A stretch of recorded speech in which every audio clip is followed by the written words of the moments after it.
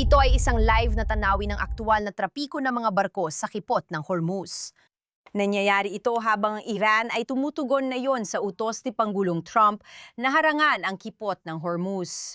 At ang Revolutionary Guard ng Iran ay nagsasabing anumang mga barkong militar na susubok lumapit sa kipot ng Hormuz ay ituturing na paglabag sa 2 linggong tigil putukan ni Zawahiri at haharapin sila ng mahigpit at mapagpasiya.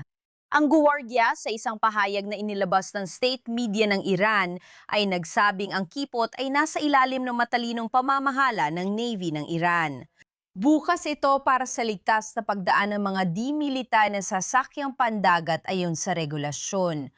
Para pag-usapan pa ito, tatawagin ko ang presidente at CEO ng GINSA, si Michael Makovsky. At gaya ng dati, Michael, lubos kami napapasalamat na nandito kakasama namin sa Live Now ng Fox.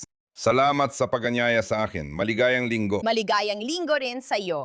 At gusto kong simulan sa pagsasalita tungkol sa bagong pangyayari na ang Iran ay tumutugon sa anunsyo ni Pangulong Trump na inutusan niya ang mga barko ng Navy na magpatupad ng blockade sa Strait of Hormuz. Ayon sa Iran, ituturing nilang bantang anumang sasakyang pandigma. Anong masasabi mo sa bagong pahayag ng revolusyonaryong gwardiya ng Iran? At ano ang ibig sabihin nito?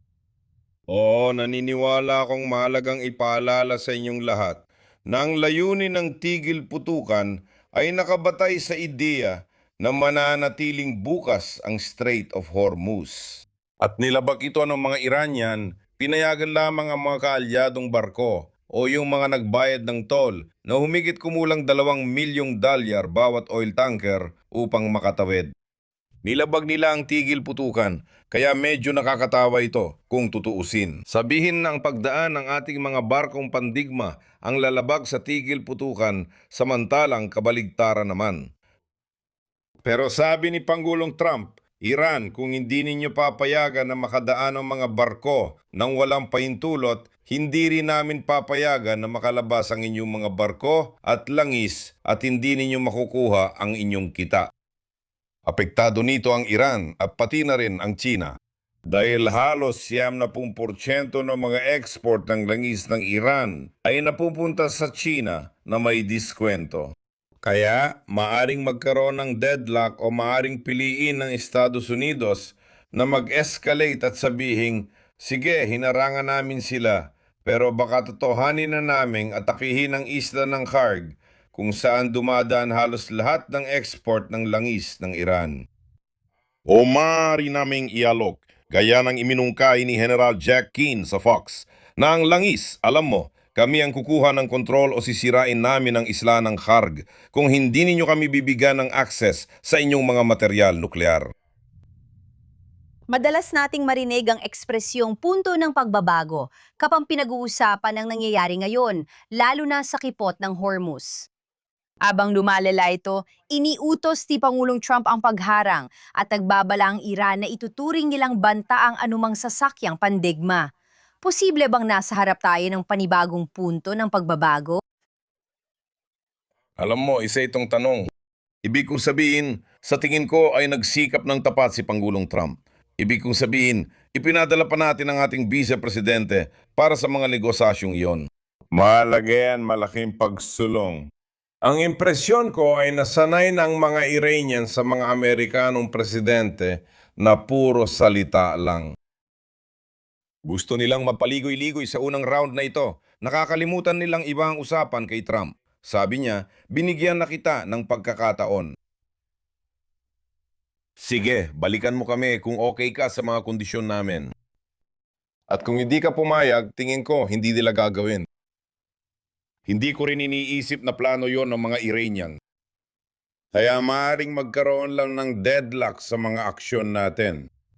O gaya ng iminungkahi ni Pangulong Trump sa kanyang post sa Truth Social, natatapusin pa natin ang trabaho.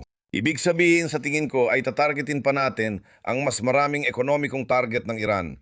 Marahil mas maraming military target pero paunahing ekonomikong target para saktan ang rehimen at pahirapan sila sa ekonomiya. Sa ganitong paraan, mas malamang na tuluyang pabagsakin sila ng mga tao. At kaya ang huling tanong na lang ay, paano naman ang nuclear na materyal? Pag-usapan natin dahil nabanggit mong nagpunta sa Pakistan si Vice Presidente J.D. Vance nang may mabuting hangarin para makipagnegosasyon at sinusubukang makarating sa kahit anong uri ng kasunduan. Nag-usap sila ng 21 oras at alam mo, ibinabahagi ko sa ating mga manonood ang iniulat ng correspondent ng Fox News na si Lucas Tomlinson tungkol sa mga pulang linya. At nabanggit mo ang isa sa mga iyon. Alam mo, lahat ng ito ay talagang may kinalaman sa programang nuklear at sa mga pasilidad ng pagpapayaman. Iyan ang pulang linya na hindi kayang bitawan ng alimang panig.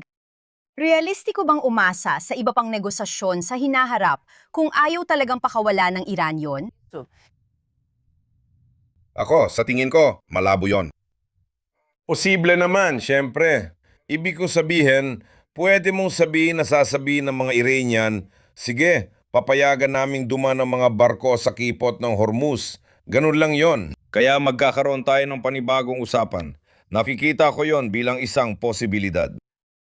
Kung sa totoo lang, gaya ng sinabi ni Vice Presidente Pence, hindi sila handang isuko ang kanilang programang nuklear. Ibig sabihin nito ay kailangan nilang isuko ang kanilang pinayamang uranium at hindi sila maaring magkaroon ng anumang nuclear na programa.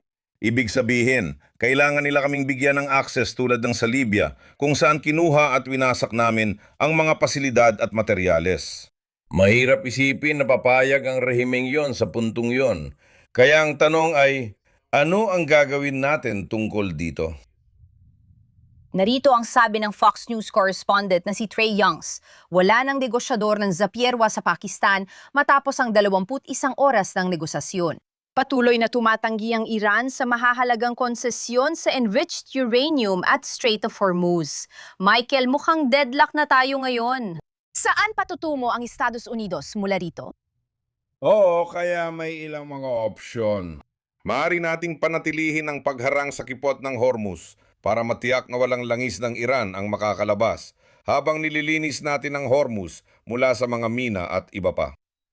Pwede nating sabihin, nilinis na namin ang kipot ng Hormuz at ngayon makakalabas ng langis ng Saudi at ng United Arab Emirates. Pero hindi namin pinapayagan na makalabas ang langis ng Iran. Ang aking organisasyon ang nagrekomenda noong Enero na harangin ang mga Iranian at sakalin ang rehimen.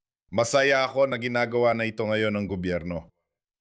Muli, maaari pa tayong lumampas at sabihin, kontrolin o wasakin natin ang isla ng Karn kung saan dumadaan ng halos 70% ng mga export ng langis ng Iran kung saan ito ay dinadala. Pwede nating gawin iyon at magdudulot ito ng matindi at matagalang pinsala sa rehimeng ito. Kasi pagkatapos, tuluyan silang mawawasak sa ekonomiya at halos wala nang mababayaran.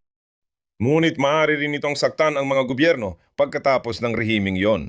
Kaya yon ang panganib. Maaari nating atakihin gaya ng iminungkahi ni Trump ang mga pasilidad ng ekonomiya at enerhiya sa Iran para mapilayan ang rehimeng yon. Pwede pa tayong gumawa ng higit laban sa mga balistikong misail na hindi pa natin natatapos. Ang pangunahing issue ay ang nuklear at dyan hindi pa ako sigurado. Siyempre wala akong impormasyon tungkol dito pero tiyak na magiging delikado kung aabot tayo doon. Naniniwala kami na nag-iimbak sila ng material na nuklear na pinayaman marahil sa ilalim ng mga guho na binomba namin noong Hunyo para tiyakin ang perimeter at alisin ang material. Delikado ito at halatang nag-iingat si Pangulong Trump sa paggawa nito. Pero kaya naman natin gawin yon. At lahat na ito ay mga puntong maaaring pag-usapan. Oo, dagdag ko lang sa tingin ko, ang Hezbollah ay braso ng rehimeng Iranian. Kiev, alam mo, braso ng mga Iranian, nagkamali rin sila.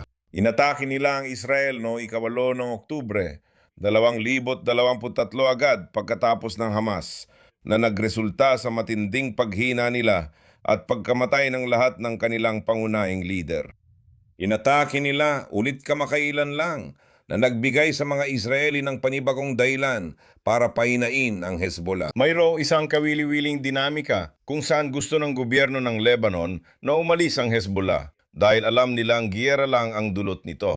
Ang pangunahing dahilan ng digmaan sa kanilang bansa ay itong galamay ng Iran na nagsisimula ng labanan laban sa Israel. Kaya makikita kung paano nagkakaroon ng pagkakatugma ng interes sa pagitan ng Israel at ng gobyerno ng Lebanon. Pareho nilang gustong malipol at mawala ang Hezbollah. Kaya alam mo, maaring ito na ang tamang pagkakataon. Maaring may pagkakataon dito, posibleng para sa isang uri ng normalisasyon, pero kasama ang mga Lebanese. Pero sa huli, nakasalalay ito kung talagang mapahihina pa ng Israel ang Hezbollah. Michael, bago ka umalis, gusto kong sabihin na may iba't ibang aspeto kaming patuloy na minomonitor. Mayroon ka bang particular na detalye o kaganapan na inaasahan mo at nais mo ibahagi sa ating mga manonood? Oo, sige, maraming salamat. Patuloy na binabantayan ng mga Israeli ang Lebanon ng mabuti. Ang tigil putukan sa pagitan ng Iran at Israel ay nabibigay sa mga militar ng Israel ng kaunting pahinga para makapag-focus sila ngayon sa rehiyon ng Lebanon. Para sa akin, ang tanong ay nasa Hormuz. Kung lalala ang mga bagay gaya ng pinag-uusapan natin at kung ang Israel, kung magpapasya ang Estados Unidos. Gamitin ito para ipagpatuloy ang digmaan dahil nagkaroon lang sila ng tigil putukan na hindi naman iginalang ng mga Iranian. Kaya kung ipagpapatuloy ng Estados Unidos at Israel ang pambobomba sa mga pasilidad militar at pagkatapos ay sa mga pasilidad pang-ekonomiya, ang malaking tanong na talagang kailangan nating bantayan ay ang nuclear. Susubukan pa nating kunin ang materyal na nuclear at sirain ang isang bagay na hindi masyadong nabibigyan ng pansin ng media. Alin yun? Ang bundok na Peacocks ay isang medyo bagong pasilidad na hindi binomba noong Hunyo dahil ito ay mas malalim na nakabaon sa ilalim ng bundok kaysa sa Fordo. At hindi ito na inspeksyon ng mga internasyonal na inspektor. Dapat ba tayong kumilos o magsalita lang? Kung may gawin ang mga Iranian, tutugon tayo. Mag-focus tayo sa mahalaga, bundok Peacocks, materyal na nuklear at ang kipot ng Hormuz. Sige! Michael, tulad ng dati, nagpapasalamat kami na naglaan ka ng oras para sumama sa amin dito sa Live Now ng Fox. Salamat, magandang araw sa'yo.